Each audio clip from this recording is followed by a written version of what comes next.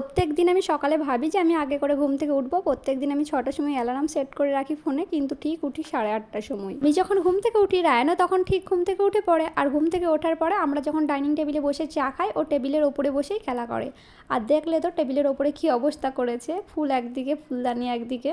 চাটা খাবার পরেই রায়ানকে ব্রাশ করিয়ে তারপর ওর খাবারটা ওকে খাইয়ে দিয়েছি। আর এখন সে যাবে তার পাপার সঙ্গে বাইরে, একটু বাইরে যেতে পেলে সে আর কিচ্ছু চায় না। তারপর আবার সারাদিন সে চায় বাইকে করে ঘুরে বেড়াই আমি। পুচকুটা যতক্ষণ বাইরে থাকে ততক্ষণ আমি সবজিগুলো বানিয়ে নিই রান্না করার জন্য, কারণ পুচকুটা চলে এলে না সবসময় মা মা করবে আর আমি সেই মতো কাজ করতে পারবো না, তাই যতটা পারি এগিয়ে রাখি। একদিকে আমি চিকেনটা চাপিয়ে দিয়েছি, আর আমি চিকেন না প্রথমে আগে ভাজা ভাজা করে নিই, তারপর শেষে মশলা দিয়ে কষি। চিকেনের সাথে যে সলিড পিসগুলো দেয় ওগুলো রান্না করলে একদম খেতে ভালো লাগে না, তাই ওগুলো ফ্রিজে রেখে দিই। 2-3 দিনের একসঙ্গে চিকেনগুলো জমা করে তারপর পকোড়া করে খাই। 11:30টার দিক করে রায়ানকে একটু মৌসুমি রস খাইয়েছি, আর তারপরে তাকে ভালো করে সরষের তেল মাখিয়েছি পুরো শরীরে মাথায়।